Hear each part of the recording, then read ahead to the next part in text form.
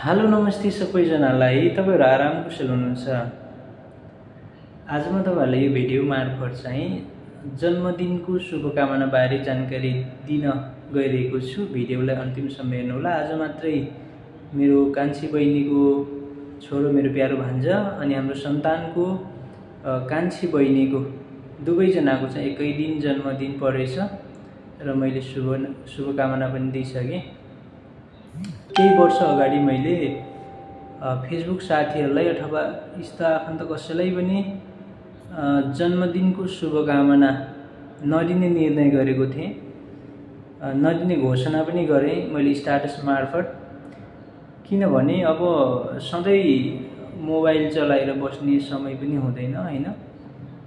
अनि त्यो उहाँहरूको जन्मदिन हुँदाको दिन चाहिँ उहाँहरूको त्यो थाहा पनि नहुने, अनि भ्याइसम्म सबैलाई दिन्थे तर नभ्याउँदा चाहिँ उहाँहरूले चाहिँ चित्त दुखाउनु भयो। अनि इनबक्समा हामी त को र तेरो जन्मदिनको शुभकामना नदिने भनेर चाहिँ गुनासो पोख्नुहुन्थ्यो। त्योभन्दा कसैलाई नदिएपछि राम्रो भनेर निर्णय गरेको थिएँ।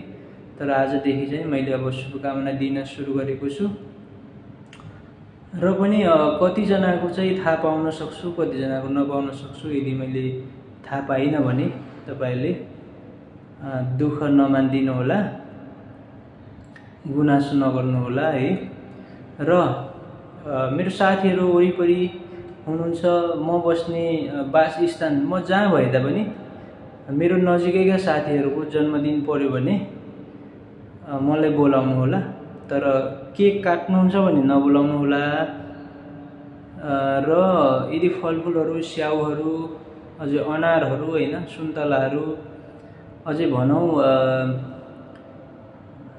खरबुजाहरू काट्नुहुन्छ भने चाहिँ बोलाउनु, अरू बेला चाहिँ नबोलाउनु है। मलाई केक चाहिँ मन पर्दैन। मलाई यस्तै फलफुलहरू, अलि मिठो मिठो चिजहरू चाहिँ खानेको परिकार जमाउनु भयो भने, खानेको परिकार चाहिँ व्यवस्था गर्नुभयो भने चाहिँ बोलाउनु होला। नत्र केकै मात्रै काट्ने भए त मलाई नबोलाउनुहोस् है त। धन्यवाद।